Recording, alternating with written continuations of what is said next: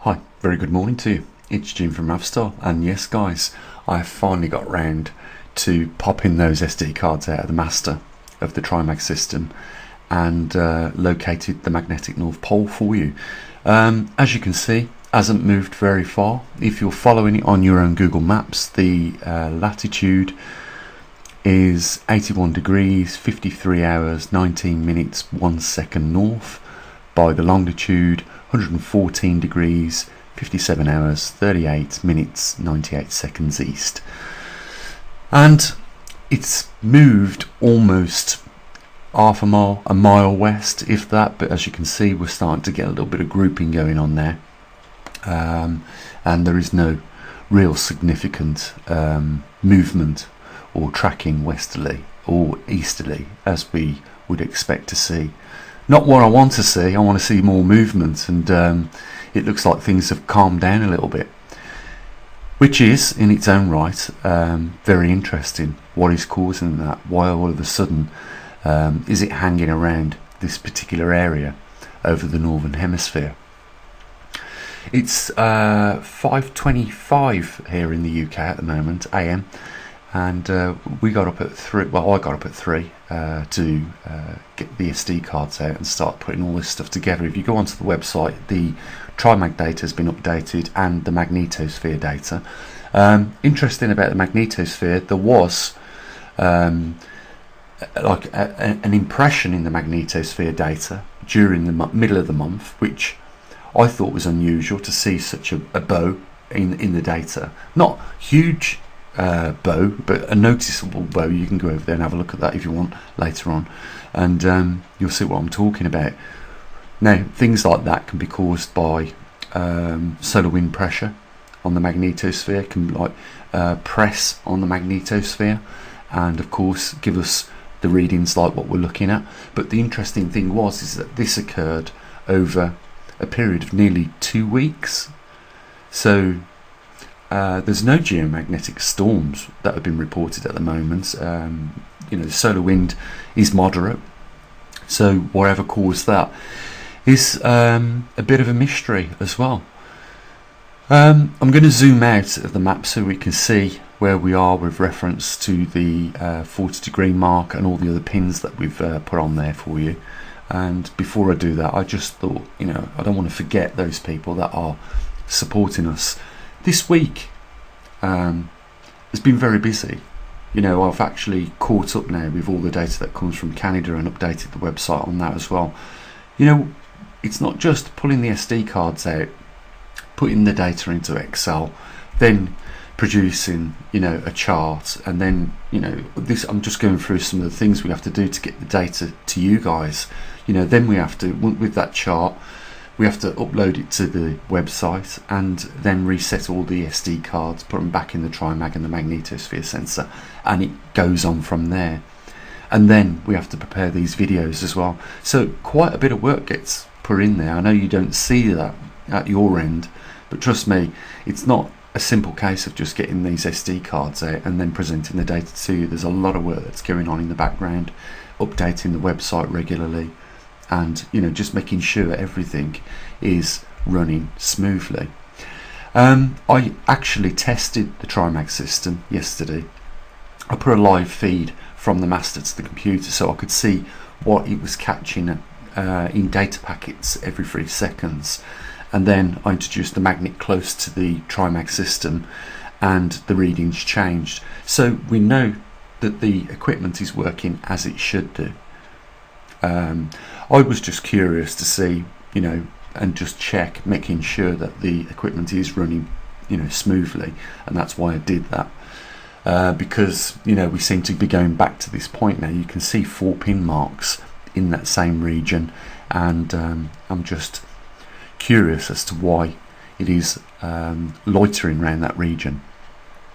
So let's zoom out, have a look at the pins and the position of where we are, so we get a bit of a reference as to what's going on. So I'm just going to zoom out for us so that we can get an idea as to what's going on and where we are with the poles at the moment. So there's our 40 degree mark, I know it looks like we've gone back on the 40-degree mark, but if we just rotate it round, you can see we are actually past the 40-degree mark, and we'll see all the other pins that we've been placing on the map as time's been going on. There's our corridor.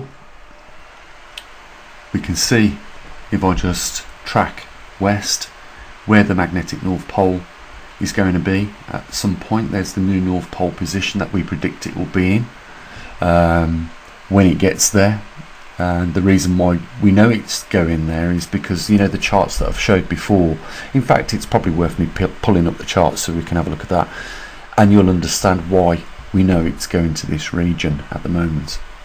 It's because basically it's the intensity in that region is higher, and that's why it's drawing it from original position in Canada over towards Russia.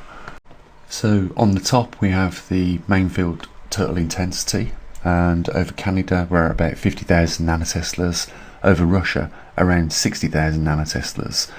And it's because the intensity is higher over Russia is why it's pulling the magnetic North Pole away from Canada, as Canada's intensity is slowly decaying.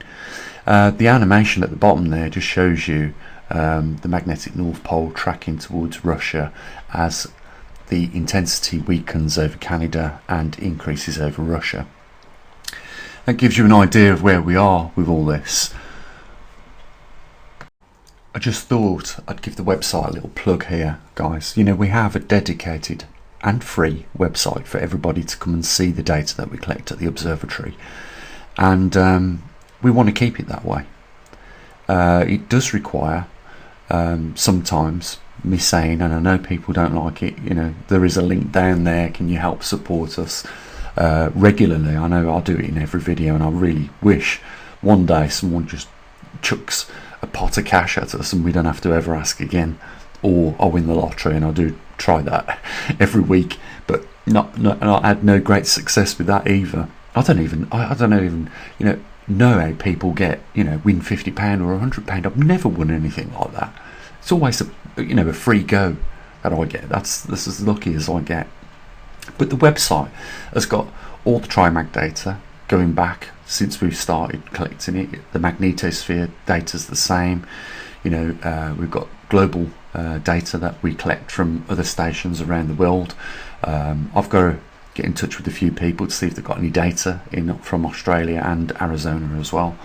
But there's a lot of other things on this website for you guys, and like the extent, we've got volcano maps that are in eruption around the world. You can find out where the latest earthquake is. It's like I tried to create a one-stop shop for all the Earth anomalies that are taking place for you guys, so that you didn't have to go to 6 different websites to get, you know, various information. It's all here. And what's unique about this website is that we have the only TriMag system in the world, and we have a collection of data that comes from various places around the world as well. That is unique. You ain't going to get that anywhere. There's no other organisation or company on the internet that is offering this for free, and you know why it's free. We don't want to take money off people that can't afford it, simple as that.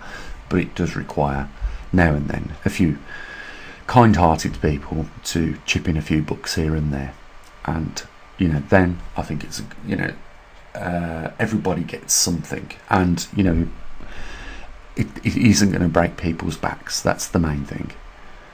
You know, been a busy week this week, guys. Lots gone on, and you know, I just wanted to get up early this morning and get this data out to you, because I said I was going to do it yesterday, and I couldn't do that because of other things that was going on.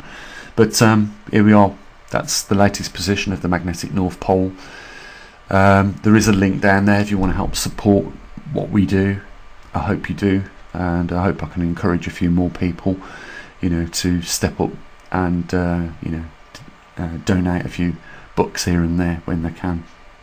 And the only other thing to say is, guys, you take care of your loved ones, and as always, bye for now.